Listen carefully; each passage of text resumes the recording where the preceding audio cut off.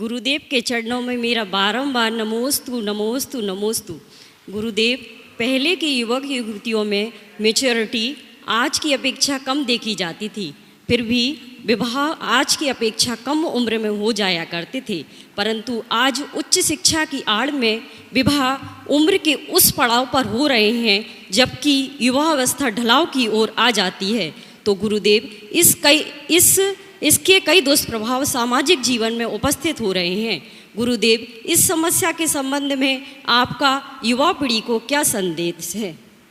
मैंने अनेक बार इस विषय में प्रकाश डाला है। विवाह के संदर्भ में आजकल काफी विलंब होने लगा है और एक बात और देखने में आ रहा है, केवल विवाह नहीं हो रहा, बाकी सब कुछ हो रहा है। ये भी बात है लेकिन सच है। हमारे शास्त्रों के अनुसार यौवन से परिपूर्ण होते ही विवाह के बंधन में बंधना चाहिए। भारत सरकार के नियमानुसार कन्या के लिए 18 वर्ष और वर के लिए 21 वर्ष निश्चित किए हैं। ये विवाह के लिए पर्याप्त है, लेकिन आजकल पढ़ाई लिखाई का जो चलन बढ़ गया है, उस चलन के कारण 25 साल के पहले तो विवाह की कोई बात ही नहीं सोचते। पहले पढ़ाएंगे, 22-23 साल तक पूरी पढ़ाई करेंगे, फिर जॉब करेंगे, फिर विवाह की बात करेंगे। तो 25, 28, 30, 32 साल हो जाते हैं। इसके दो बड़े दुष्परिणाम हैं।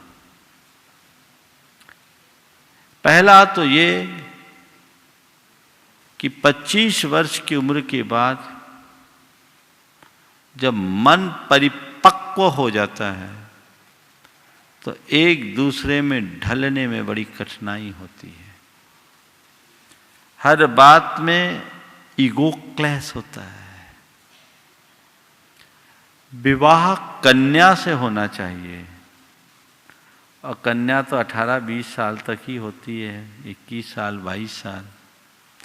25 साल में तो परिपक्व युवती बन जाती है। पहले 18-20 साल की उम्र में किसी का विवाह हो जाता था तो वो उस घर में जाकर पूरी तरह ढल जाती थी। तो उनके दाम्पत्य में ज्यादा मधुरता थी। अब अधिक उम्र के बाद विवाह होने से ये चीजें देखने में आ रही हैं कि विवाह के बाद विवाद जारी रहते हैं और आजकल तलाक के केसेस जो बढ़ रहे हैं, ये एक बहुत चिंतनीय पहलू है। दूसरी बात, विलंब से विवाह होने के कारण संतानोत्पत्ति के लिए, इशूज के लिए डॉक्टरों के आगे लाइन लगाना पड़ता है। पहले आपने नहीं सुना होगा कि किसी महिला को प्रेगनेंसी के टाइम में बेड रेस्ट रखना पड़ता हो। आजकल कंप्लीट बेड रेस्ट वाले ज्यादा मिलते हैं, हो रहा है ना। 90%। ये सब क्यों? यह भी बहुत बड़े चर्चा का विषय बना हुआ है। लेट मैरिज के होने वाले दुष्परिणामों पर लोग गंभीरता से चर्चा कर रहे हैं। इस पर विचार करना चाहिए। तीसरी बात इसके साथ जुड़ी हुई ये है कि ज़्यादा पढ़ लिख जाने के बाद बराबरी का संबंध नहीं मिल पाता। मेरे संपर्क में ऐसे कई बड़े घराने के लोग हैं जिनके घर की बेटियां और कुछ के बेटे 34-34 साल के हो गए हैं, लेकिन उनके लायक लड़का नहीं मिल रहा है, क्योंकि इतना पढ़ा दिया है कि अब उसे समझा पाना भी मुश्किल है। बड़ी कठिनाई है। तो क्या महाराज फिर पढ़ाई रोक दी जाए? मेरा ये मानना है कि विवाह के बाद भी तो पढ़ाई की जा सकती है। आज के समय का एक जो गंदा चित्र है जिस पर आज के लोगों को बहुत कम पता है। मैं यहां उपस्थित लड़कियों से पूछता हूं, अपना नाम बताओ। अतिका जैन। कहाँ पढ़ती हो? जबलपुर में। कौन सी क्लास में हो? 3rd year. अच्छा, जो मैं बोलूं बिल्कुल बिना संकोच के बोलना। ये बताओ, तुम्हारे साथ पढ़ने वाली कितनी लड़कियां हैं जिनको तुम सही सलामत मानोगे? 1%। एक अपने आप को बचाया इसने। नहीं। चलो ठीक है, तुम आओ, बहुत अच्छा है। ये तो खैर संस्कारित है भी। चलिए, तुम अपना नाम बताओ। अदिति जैन। ये अदिति, हाँ बोलो, कहाँ पढ़ रही हो? इंदौर। सर, तुमसे भी वही सवाल करता हूँ, तुम जिनको जानती हो तुम्हारे साथ पढ़ने वाली लड़कियों में कितने % लड़कियाँ सही होगी? काफी कम। फिर भी परसेंटेज में?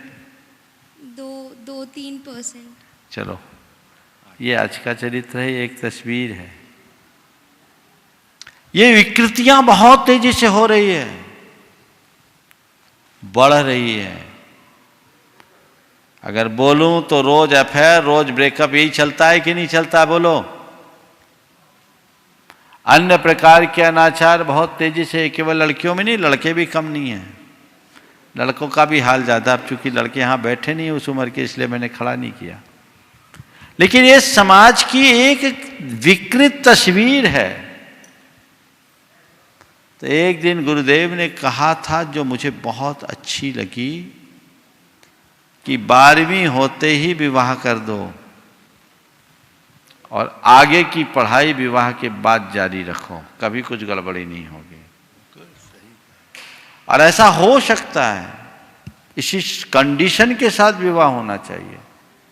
मैं ऐसे अनेक महिलाओं को जानता हूं जिन्होंने विवाह के उपरांत ग्रेजुएशन किया, LLB किया, हाई कोर्ट की जज बनी, डॉक्टर विमला जी अब रिटायर हो गई, IAS बनी विवाह के बाद, सारी पढ़ाई की विवाह के बाद।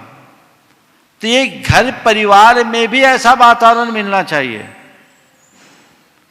कि अगर किसी का विवाह हो गया है तो भी उसे पढ़ाई का अवसर दिया जा सके। मैं मानता हूं मेरी बात को, लोग बहुत पीछे की बात कहेंगे, हो सकता है कुछ लोग उल्टे पुल्टे कमेंट भी करें, लेकिन मुझे लगता है कि यही समय है यौवन अवस्था में यौवन संबंधी जो फीलिंग्स है वो आती हैं, इच्छाएं भावनाएं पनपती हैं, और जब उसकी पूर्ति नहीं हो पाती तो व्यक्ति कहीं न कहीं भटकता है। यदि ऐसे समय में विवाह की व्यवस्था हो जाए और अपने जीवन को बनाने के लिए आगे पढ़ाई लिखाई की व्यवस्था की जाए, तो मैं समझता हूं इसमें चरित्र भी सुरक्षित रहेगा और भविष्य भी।